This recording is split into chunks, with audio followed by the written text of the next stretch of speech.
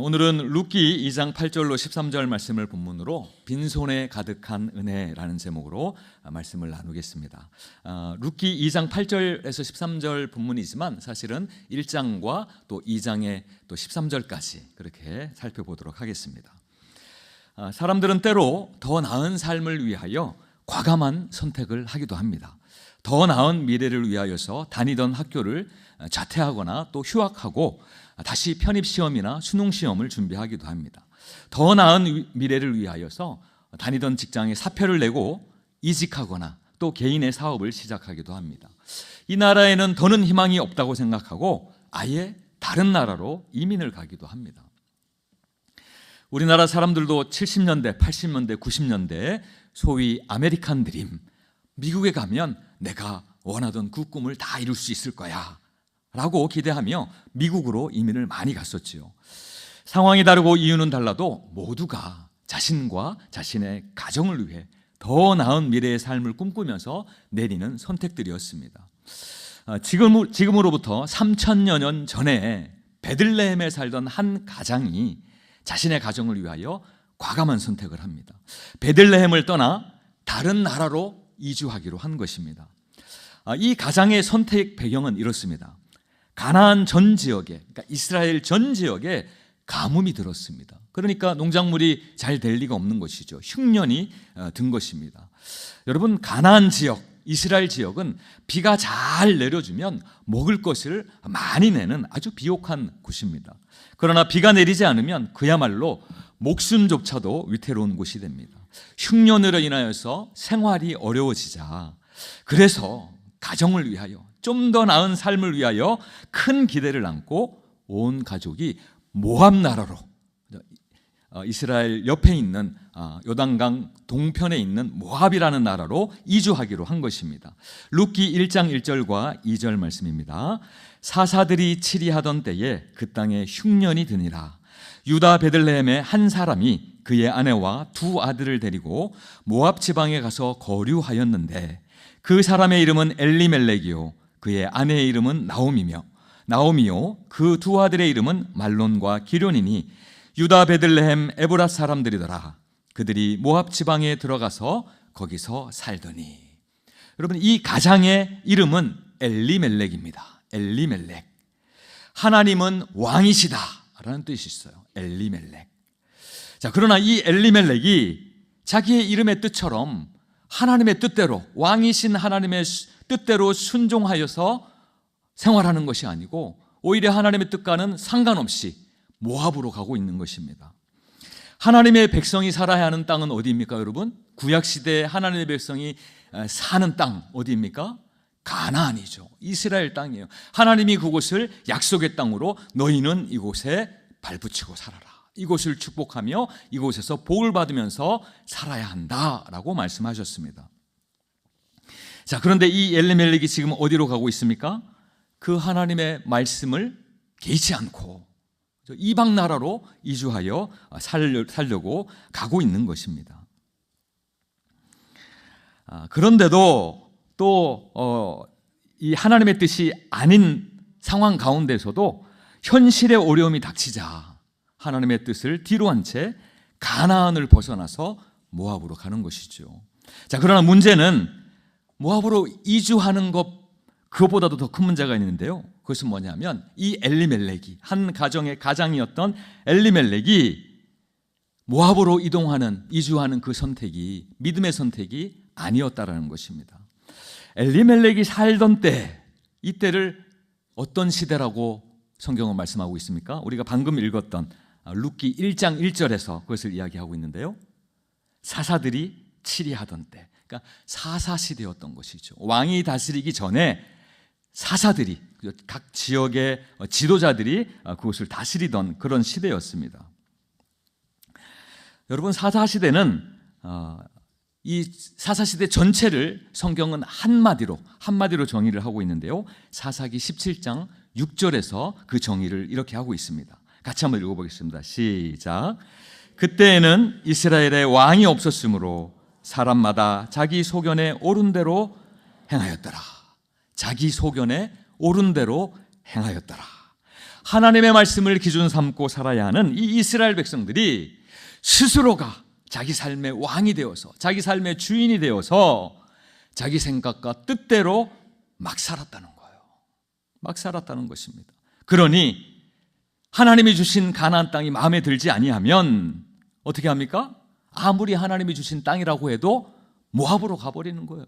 모압 땅이 눈에 보이기에 훨씬 좋은 땅이거든요. 이뿐이 아닙니다. 보니까 모압에서 살려면 모압 사람들과 사회적으로 연결된 무엇인가 있어야 되겠다고 엘리멜렉이 생각을 했습니다. 그러니까 이 모압에서 잠깐 살려고 간 것이 아닌 것 같아요. 그곳에서 아주 정착하여서 살겠다라고 생각하며 모압으로 간 것 같습니다. 그러니까 그 모압 사람들과 같이 사회적으로도 섞여 살아야 되는 것이죠. 관계를 맺어가야 하는 것입니다. 여러분, 사람들이 사회적인 관계를 맺을 때 가장 쉽게 맺을 수 있는 방법이 무엇입니까? 결혼입니다. 결혼을 통해서 그 지역의 사람들과 결혼 관계를 맺으면 아주 가까워지는 것이지요. 그래서 이 엘리멜렉이 자신의 두 아들을 위한 신부감을 모압 나라에서 모압 여성들 중에서 찾은 것입니다.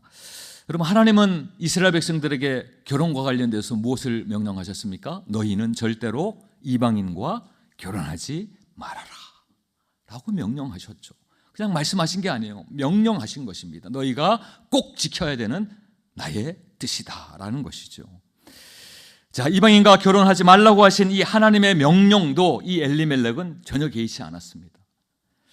여러분, 이 엘리멜렉이 잔뜩 꿈에 부풀어 있는 거예요. 이제 모압 땅에만 가면 나의 모든 꿈, 우리의 가정이 더 행복하게 살 수 있을 것이다 라고 꿈에 부풀어서 갔던 그 모압에서 엘리멜렉의 꿈이 과연 이루어졌을까요?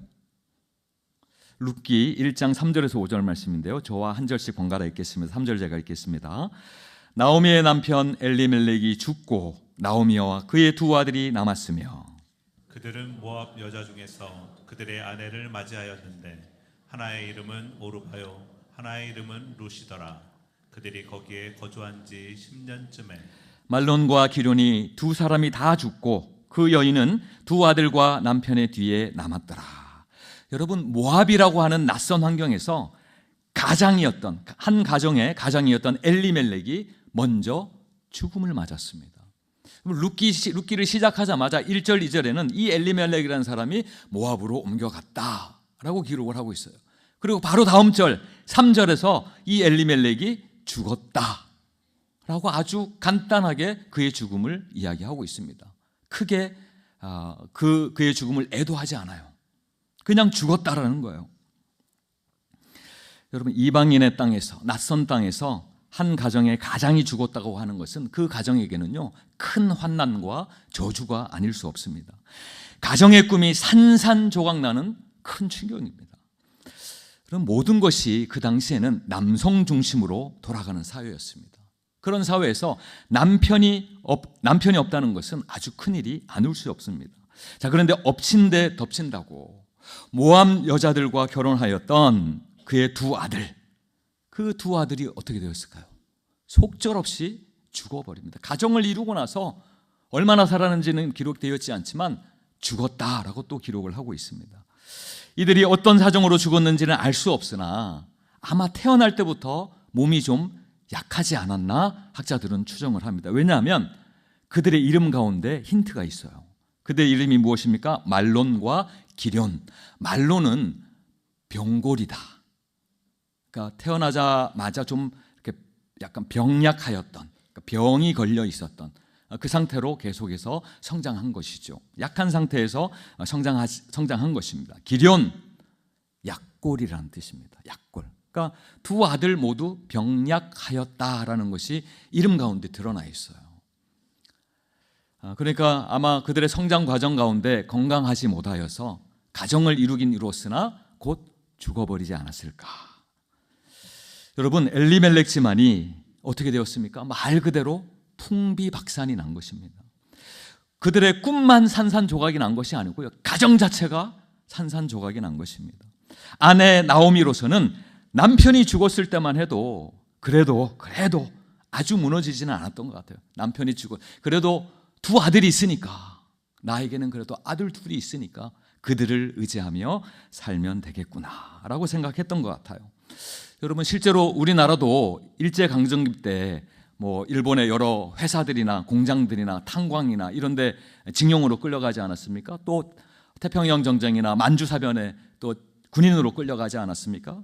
끌려가서 또 많이 죽었지요. 한국 전쟁 때는 어떻습니까? 남자들이 군대에 가서 많이 죽지 않았습니까? 남편이 일찍 죽은 경우에는 아들이 어떻게 합니까? 가장의 역할을 감당하는 경우가 많습니다. 저의 좀 6천 형님뻘 되는 그 가정도요, 사실은 6.25 전쟁 때 그 아버님께서 월북을 하셨어요. 월북을 했는지 나쁘게 되셨는지 정확하게 밝혀지지 않았는데 아주 일찍부터 그렇게 되었으니까 그 아주머님께서 아들 하나 있는 그 아들에게 크게 의지하였습니다. 물론 요즘으로 생각하면 좀 부정적일 수 있죠. 시어머니가 자기 아들만 이렇게 의지하고 그렇게 한다는 것은요. 그러나 그 당시는 어찌할 도리가 없는 것이죠. 그리고 그 아드님도, 그러니까 6천 형님뻘 되는 그분도 지금까지도요, 몸에 나는 이 가정을 다시 세워야 된다, 다시 일으켜야 된다, 그게 배어 있으셔가지고 고향에 있는 모든 친척들의 땅을 다 붙이고 계세요. 혼자 남으셔가지고 연세가 있으심에도 불구하고 그만큼 그 어머니께서 그 아들을 의지했던 것이죠. 여자로서 쉽지 않은 삶이죠. 남편이 죽고 한 삶은요. 그러나 그나마 아들을 의지하면서 버티는 것입니다. 자, 그런데 그렇게도 의지하던 아들들이 어떻게 되었어요? 죽었습니다. 이제 나오미와 며느리 룻과 오르바, 여자 셋만 덩그러니 남아있는 것입니다. 여러분, 지금과는 다르게 남편이 없는 여자로서는요, 그 당시의 세상을 살아갈 힘이 없는 것입니다. 당시의 모든 경제권은 남자에게 있었습니다. 그러므로 집안의 모든 남자가 다 죽어버린 이 상황은 집안의 경제가 다 망하인, 다 무너져버린 그런 것을 의미하는 것이죠. 나오미로서는요, 조금 남아있던 소망마저도 아들들이 죽음으로써 완전히 사라져버린 것입니다. 여러분, 엘리멜렉의 가정이 무엇을 쫓아서 무엇까지 왔습니까? 잘 살기 위해서, 우리의 가정이 더 부유하게 살기 위해서, 좋게 살기 위해서, 행복하게 살기 위해서 꿈을 쫓아서 모압까지 왔는데 현실은 어떻게 되었습니까? 현실은 절망과 고통만 남은 상황인 것입니다. 1장 20절과 21절인데요. 우리 교독해서 한번 읽도록 하겠습니다. 20절 제가 읽겠습니다. 나오미가 그들에게 이르되 나를 나오미라 부르지 말고 나를 마라라 부르라. 이는 전능자가 나를 심히 괴롭게 하셨음이니라. 내가 풍족하게 나갔더니 여호와께서 내게 비어 돌아오게 하셨느니라. 여호와께서 나를 징벌하셨고 전능자가 나를 괴롭게 하셨거늘 너희가 어찌 나를 나오미라 부르느냐 하니라. 며느리 룻과 함께 나오미가 다시 고향으로 돌아왔습니다. 베들레헴으로 돌아왔습니다. 그 나오미가요, 모압에서의 삶을 돌아보면서 스스로 평가하고 있는 말씀이에요. 헛된 꿈을 쫓아서 사명의 자리를 지키지 않았을 때에 그것이 얼마나 큰 고통이 되었는가. 나오미의 가정은요, 고향을 떠난 지 10년 만에 완전히 빈털터리 신세가 되어버렸습니다. 그들이 가나안을 버리고 하나님이 머물라 한, 하나님이 축복으로 준 그 땅을 버리고 또 하나님의 말씀을 헌시장처럼 버렸을 때에 이들에게 찾아온 것은 비참한 고통과 철저한 몰락이었다는 것을 말씀하고 있습니다. 자, 여러분, 아담과 하와가 하나님의 말씀을 떠났을 때 어떻게 되었습니까? 그들에게 무엇이 찾아왔습니까? 저주와 죽음이 찾아왔습니다. 여러분, 또 탕자는 어떻습니까? 탕자가 아버지를 떠나게 되었을 때에 내게 줄 유산을 미리 당겨주소서 하고 그 모든 유산을 받아서 먼 나라로 가서 그래서 허랑방탕에 썼던 그 탕자는 또 어떻게 되었습니까? 그 돈을 쓸 때에는 행복했을 줄 모르겠습니다. 그렇죠? 만족했을 줄 모르겠어요. 그러나 모든 돈도 다 떨어지고 그가 있는 곳에 극심한 흉년이 들어서 돼지를 칠 때에 돼지가 먹는 먹이로서도 자신의 배를 채우지 못하는 그런 상황 가운데 임하게 되었을 때 어떻게 되었습니까? 돼지보다도 못한 비참한 삶이 된 것입니다. 우리 하나님은요, 말씀에 순종하는 자들에게 은혜와 사랑을 베푸시지만 불순종하고 거역하는 자들에게, 말씀을 떠나는 자들에게 괴로움과 고통을 주십니다. 왜 그러시겠습니까? 왜 그들에게 고통과 괴로움을 주실까요? 그 아버지의 마음은 어떤 마음이실까요? 야, 너희가 이 고통 통해서도, 이 괴로움 통해서도 다시 나에게 돌아왔으면 좋겠다. 다시 나를 향하여 돌아왔으면 좋겠다. 마치 아버지께로 돌아간 탕자처럼요. 그 탕자를 아버지가 어떻게 해주십니까? 다시 나의 아들 삼고 아들의 권세를 회복시켜 주시지 않습니까? 하나님도 마찬가지. 이 고통을 통하여서도 다시 돌아온다면 나의 사랑하는 자녀의 권세를 너에게 주겠다라고 말씀하시는 것이죠. 그런 마음이신 것이죠. 여러분, 나오미도 한때는 잘못을 저질렀죠. 하나님을 버리고 모압으로 가는, 세상을 쫓아 그렇게 가버리는 잘못을 저질렀습니다. 그러나 여러분, 이제는 어떻습니까? 믿음의 눈을 열어서 하나님을 바라보는 거예요. 여러분, 베들레헴으로 나오미가 왜 돌아갔습니까? 성경을 보니까요, 베들레헴에 다시 가뭄이 다 사라지고 풍년이 왔다, 곡식이 있다 라는 소식을 듣고 나오미가 베들레헴으로 간 것처럼 기록이 되어 있어요. 그러나 이 룻기를 조금 더 깊이 읽어보면 그렇지 않습니다. 나오미가 베들레헴에 양식이 있어서 다시 돌아간 것이 절대 아닙니다. 그렇다면 왜 베들레헴으로 돌아갔을까요? 모압에서 사는 동안, 그 극심한 고통과 괴로움을 당하는 동안 하나님의 은혜를 깊이 경험하게 된 것입니다. 깨닫게 된 것이죠. 오늘 그것을 이 나오미의 고백 가운데서 우리가 찾아볼 수 있습니다. 20절과 21절 아까 읽었던 그 말씀을 보니까요, 그가 이렇게 고백하고 있습니다. 20절 후반절에 보니까요, 전능자가 나를 심히 괴롭게 하셨습니다. 21절을 보니까 여호와께서 내게 비어 돌아오게 하셨느니라. 여호와께서 나를 징벌하셨고 전능자가 나를 괴롭게 하셨거늘. 지금 자신의 고통과 괴로움의 모든 상황들을 지금 어떻게 이야기하고 있는 거예요? 하나님께서, 그 고통의 와중에도 하나님께서 나와 함께 하셨고 하나님께서 나의 믿음을 성장하게 하셨다. 이제야 나의 믿음의 눈을 들어서 보니까 하나님이 함께 하시지 아니한 시간이 없었다. 나의 고통의 시간 가운데서도 그것을 고백하고 있는 것입니다. 사실은 20절과 21절은요, 나오미의 신앙 고백입니다. 이제 나오미는 고통을 통하여서 자신의 삶을 영적인 관점에서 하나님의 눈으로 바라볼 수 있게 된 것입니다. 그리고 이렇게 쓰라린 고통과 아픔을 겪고 있는 나오미를 하나님께서 어떻게 하셨을까요? 그냥 두시지 않으셨습니다. 룻기 1장 22절인데요. 우리 같이 한번 읽어보겠습니다. 시작. 나오미가 모압 지방에서 그의 며느리 모압 여인 룻과 함께 돌아왔는데 그들이 보리 추수 시작할 때에 베들레헴에 이르렀더라. 그러면 지금 나오미 옆에, 베들레헴으로 다시 돌아온 나오미 옆에 누가 있습니까? 며느리 룻이 있습니다. 나오미에게 룻은요, 절망 가운데서도 새롭게 피어나는 소망의 씨앗과도 같은 존재입니다. 우리 하나님은 우리가 아무리 심각한 고난과 절망 속에 있다 할지라도 우리를 포기하지 아니하시는 그런 하나님이신 줄로 믿으시기 바랍니다. 왜 그렇습니까? 하나님이 뜻과 계획 가운데에 아름답게 피어나는 그 소망의 씨앗을 우리에게도 주시기 때문에 그렇습니다. 자, 그렇다면 룻이 어떻게 그 시어머니 나오미에게 소망의 씨앗과도 같은 존재가 되었을까요? 나오미와 룻이 베들레헴에 다시 돌아왔을 때 어떤 계절이었습니까? 오늘 말씀을 보니까 추수의 계절. 무엇을 추수할 때요? 보리를 추수할 때. 보리를 추수할 때. 어디를 돌아봐도 이 베들레헴 온 들판이 누렇게 익은 보리로, 잘 익은 보리로 가득가득합니다. 이제 다 익은 보리를 거둬들이기만 하면 되는 것이죠.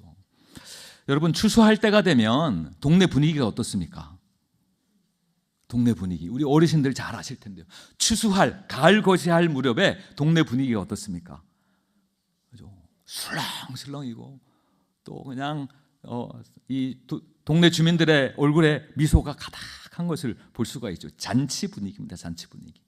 이제 곧 수확하여서 우리의 가정을 또 우리의 가문을 다시 일으킬 것이라, 먹게 할 것이라 마음이 풍족해지는 것이죠. 저희 처가가 당진입니다. 시골에 계세요. 우리 장인 어른께서, 장인 장모님이 시골에 계시는데요. 농부시죠. 오랜 시간을 이제 농사를 지어 오셨는데요. 제가 이제 계속 갈 때마다 봄, 여름, 가을, 겨울 중에 어느 때 이 장인 어른이 가장 당당하실까요? 가을이에요. 가을에 추수를 하지도 않았는데 벌써 어깨에 힘이 딱 들어가 계세요. 자네 왔는가? 왜 그런 거예요? 이제 내가 이 추수를 하면 자네에게 한턱 낼 수 있지 않겠는가? 실제로 또 맛있는 거 많이 사주세요. 추수하고 이제 농협에 수매를 하면 돈이 생기니까요. 또 거둔 곡식들을 또 자녀들을 위하여 바리바리 챙기셔가지고 보내주시고 그렇게 하십니다. 이번에도 이제 고구마를 캐셨거든요. 그 얼굴이 싱글벙글이세요. 이제 고구마를 이제 판매를 하시거든요. 택배를 통해서 판매하시고 그렇게 하시는데, 이제 그렇게 하면 어떻다는 거예요? 나의 마음도 또 우리의 곡간도 풍족하리라. 잔치가 되는 것이죠. 여러분, 우리가 꼭 농사를 짓지 않더라도 우리가 차를 타고 가다 보면 좌우로 누렇게 익은 벼들이 바람에 넘실넘실 될 때 여러분 어떤 마음이 드세요? 저 논의 주인은 참 좋겠다, 참 좋겠다. 이제 곧 추수를 하면 세상 부럽지 않겠다. 그런 마음을 그런 생각을 할 때가 있습니다. 지금 이 베들레헴의 동네 분위기가 이렇다는 것을 말씀드리기 위해서 제가 좀 말씀을 드리는 것입니다. 온 동네가 보리 추수로 들떠 있는 그때에 여러분, 베들레헴으로 다시 돌아온 이 나오미와 룻, 이 두 사람의 상황은 어떻습니까? 두 손이 털털 비어 있어요. 텅텅 비어, 빈털터리가 되어서 돌아온 것입니다. 초라한 빈손으로 돌아온 것이지요. 베들레헴에서 이 나오미와 룻이 지금 할 수 있는 것은요, 사람들이 기뻐서 추수하는 그 추수밭에 나아가서 그저 떨어진 이삭이라도 줍는 거예요. 그 일밖에 할 것이 없습니다. 사실은 그 이삭을 줍는 것도 사람들의 배려가 있어야 가능한 일입니다. 2장 2절 말씀인데요. 모압 여인 룻이 나오미에게 이르되 원하건대 내가 밭으로 가서 내가 누구에게 은혜를 입으면 그를 따라서 이삭을 주겠나이다 하니 나오미가 그에게 이르되 내 따라 갈지어다 하매. 여러분, 이 시어머니 나오미가 그 보리밭으로, 추수하는 보리밭으로 자기 며느리를 보내는 마음이 어떻겠어요?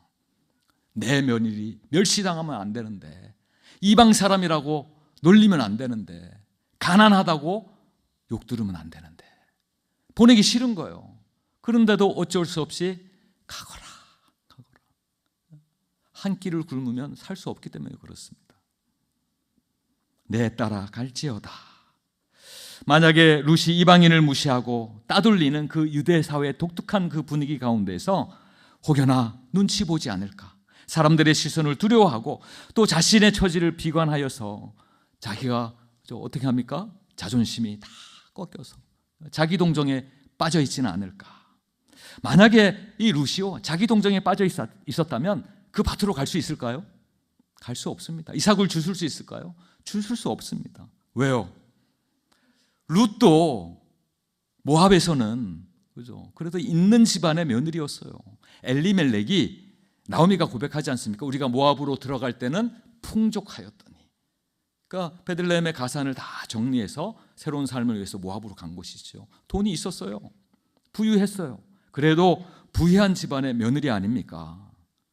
그런데 지금 아무것도 없는 상태. 베들레헴, 이스라엘로 돌아와서 낯선 사람들 앞에서 내가 이 수모를 어떻게 감당할 것인가, 그렇게 생각할 수도 있었을 것입니다. 자, 그러나 룻은요, 이 며느리 룻은 이미 모압에서 시어머니 나오미를 따라서 베들레헴으로 올 때부터 그 마음 가운데 여호와 하나님을 향한 믿음이 있었어요. 단순히 시어머니가 인간적으로 좋아서 따라온 것이 아니라는 것입니다. 룻기 1장 16절 17절 말씀인데요. 룻이 이르되 내게 어머니를 떠나며 어머니를 따르지 말고 돌아가라, 친정으로 돌아가라, 강권하지 마옵소서. 어머니께서 가시는 곳에 나도 가고 어머니께서 머무시는 곳에 나도 머물겠나이다. 어머니의 백성이 나의 백성이 되고 어머니의 하나님이 나의 하나님이 되시리니 어머니께서 죽으시는 곳에서 나도 죽어 거기 묻힐 것이라. 만일 내가 죽는 일 외에 어머니를 떠나면 여호와께서 내게 벌을 내리시고 더 내리시기를 원하나이다. 여러분, 룻이 이야기하고 있는 건데요, 룻이 하나님의 이름을 알았어요. 여호와 하나님을 알았어요. 그리고 그 여호와 하나님이 어떤 분이라는 것도 알고 있었습니다. 여러분, 이 극심한 고통을 지나면서, 괴로운 시절을 지나면서 시어머니 나오미의 믿음이 성장하였듯이요, 시어머니 나오미의 믿음을 곁에서 지켜보며 룻에게도 그 하나님을 향한 믿음이 자라나게 된 겁니다. 더 나아가서요, 하나님이 자신과 시어머니를 가장 좋은 길로, 가장 선하신 길로 인도하실 것이라는 그 믿음이 룻 가운데 자란 것입니다. 있었던 것이죠. 여러분, 믿음이라는 것은요, 단지 마음에만 머무는 것이 아니에요. 룻이 그냥 시어머니의 신이 믿을만하네, 나도 믿을 거야 하고 모압에 그냥 주저앉아 버렸다면 그 믿음이 온전히 자랄 수 있겠습니까? 그렇지 않았겠죠. 오히려 그 믿음으로 고백하고 시어머니와 함께 고난받으리라, 그 고난 가운데서도 하나님이 시어머니와 나를 지켜주시리라 라고 그러한 믿음 가운데에 순종하며 발걸음을 내디딘 룻의 신앙인 것이죠. 그리고 이들의 믿음이, 나오미와 룻의 믿음이요, 하나님 보시기에 가장 알맞은 그때, 가장 정확한 타이밍 그때에 하나님은 나오미와 룻에게 보아스를 만나게 하십니다. 여러분, 보아스가 누구입니까? 2장 1절에 보면, 우리 읽지는 않았지만 2장 1절에 보면 보아스는 죽은 남편, 나오미의 죽은 남편의 친척이에요. 조금 먼 친척인 것 같아요. 친척입니다. 그리고 베들레헴의 유력한 자로 소개되고 있습니다. 여러분, 유력하다는 이 단어는요, 경제와 관련이 되면 부자라는 뜻이 있어요. 또 군대와 관련되면, 무력과 관련되면 군대의 장관이라는 뜻이 있습니다. 그러니까 어떤 학자들은 이 보아스가 베들레헴 지역을 다스리는 사사였을 것이다. 물론 성경에 사사의 이름으로 나오진 않지만 작은 동네를 다스리는 사사와 같은 역할을 했을 것이다로 봐요. 유력한 자라는 표현 때문에요. 자, 어쨌든 이 엘리멜렉의 친족이요, 또 베들레헴의 유력한 자다라는 이 말, 보아스를 설명하는 이 말은요, 다시 이야기하자면 이 보아스는 절망 가운데 있는, 낭만 가운데 있는 나오미와 룻을 충분히 구원할 만한 사람이다. 충분히 그 절망적인 상황에서 구원해낼 만한 사람이라는 것이죠. 2장 3절에서 5절 말씀입니다. 우리 교독해서 한 번 더 읽어보도록 하겠습니다. 3절 제가 읽겠습니다. 룻이 가서 베는 자를 따라 밭에서 이삭을 줍는데 우연히 엘리멜렉의 친족 보아스에게 속한 밭에 이르렀더라. 마침 보아스가 베들레헴에서부터 와서 베는 자들에게 이르되 여호와께서 너희와 함께 하시기를 원하노라 하니 그들이 대답하되 여호와께서 당신에게 복 주시기를 원하나이다 하니라. 보아스가 베는 자들을 거느린 사환에게 이르되 이는 누구의 소녀냐 하니, 여기 말씀을 보니까 특별히 3절과 4절 말씀을 보니까 특별히 3절은 성경에 좀 안 어울리는 표현이 있어요. 저와 여러분, 예수 그리스도를 믿는 사람도 잘 쓰려고 하지 않는 표현이 있습니다. 어떤 표현입니까? 우연히. 그렇죠? 우연히. 우리가 우연이라는 말은 잘 쓰지 않지 않습니까? 우리가 요행을 바라는 사람들도 아니고 모든 일에 하나님의 뜻이 있고 하나님의 섭리가 있고 하나님의 인도하심이 있다는 것을 믿는 저와 여러분이 쓰기에는 이 우연이라는 말은 좀 어울리지 않습니다. 근데 그 말이 지금 어디에 기록이 되어 있어요? 성경에 기록이 되어 있어요. 그리고 4절에도 마침 보아스가 베들레헴에서 왔다. 우연인 것처럼, 우연히 그렇게 들어맞은 것처럼 그렇게 이야기하고 있는 것 같습니다. 자, 그런데 왜 굳이 성경에서 우연히와 이렇게 마침이라는 표현을 썼을까요? 그것은 제가 아까도 말씀드렸듯이 그 상황 가운데 하나님이 개입하신다라는 것을 보여주기 위해서 이 말을 쓰고 있는 것입니다. 다시 말하자면 룻이 자신의 형편과 처지를 생각하지 않고 오직 믿음으로 하나님의 인도하심을 바라고 보리밭으로 나아갔을 때 하나님이 그 룻의 믿음에 응답하셨다는 거예요. 룻의 믿음에 하나님도 화답하셨다라는 것이죠. 우리가 신앙생활을 하면서 쉽게 오해하는 것이 있습니다. 그것은 바로 믿음만 있으면 이제 모든 것이 끝이다, 끝났다 라는 거예요. 이제 나는 믿었으니, 예수님을 믿었으니 구원받은 것 아닌가, 이제는 아무렇게나 좀 살아도 되지 않겠는가 라고 생각하는 거예요. 여러분, 이렇게 생각하는 이단도 있죠. 그렇죠. 예수님을 믿는다고 하면 그 이후에 죄를 범하여도 회개하면 안 돼. 만약에 네가 회개하면 구원받지 않았다는 증거야 라고 주장하는 이단도 있습니다. 우리가 구원파라고 하죠. 그 사람들은 회개하지 않습니다. 근데 죄는 지어요. 연약한 인간이기 때문에 왜 넘어지지 않겠습니까? 그런데도 만약에 회개를 공개적으로 하면 아직 구원받지 못했네 라고 보는 것이죠. 우리가 예수님을 믿고 그리스도인이 되었다면 그것으로 끝이 아닙니다. 이제는 하나님의 뜻대로 새로운 믿음의 삶을 살아가는 것이죠. 성실하게 그 믿음의 걸음을 걸어가는 것입니다. 하나님은 우리가 예수 안에서 새로운 피조물이 되었다라고 말씀하고 계십니다. 여러분, 추수밭에서 룻을 만난 보아스가 이렇게 이야기해요. 11절 내용인데요, 제가 조금 각색을 해봤습니다. 보아스가 룻에게 이야기하는 거예요. 나는, 보아스는 자네가, 룻이 너무나 어려운 상황에도 시어머니에게 순종하여 어떻게 극진하게 섬겼는지를 모두 들었다네. 그리고 전능하신 여호와 하나님을 믿음으로 결단하고 모압을 떠나서, 고향을 떠나서 낯선 이곳으로 온 모든 믿음의 여정도 다 알고 있다네. 보아스가 이야기하는 거예요. 여러분, 보아스가 룻의 믿음과 선한 행실을, 믿음의 행실을요 자세히 알고 있었습니다. 그런 것처럼 하나님도 룻의 믿음과 선한 행실을 너무나 잘 알고 계셨습니다. 자, 그래서 마치 우연인 것처럼, 마치 잘 짜여진 한 편의 각본처럼, 대본처럼 룻 앞에요, 믿음으로 살려고 하는 그 룻 앞에 짠 하고 누구를 데려다 놓으신 거예요? 보아스를 데려다 놓은 거예요. 보아스. 이처럼 하나님은 우리 믿음의 삶도 깊은 관심으로 다 보고 계심을 믿으시기 바랍니다. 그러므로 우리가 살아가는 모든 순간순간마다 룻과 같이 믿음으로 결단하며 주어진 환경과 상황 가운데서도요 성실하게 사명을 감당할 때 하나님께서도 나를 위해 일하시는구나, 하나님께서도 우리의 가정을 위하여 역사하시는구나 라고 깨닫게 될 줄로 믿습니다.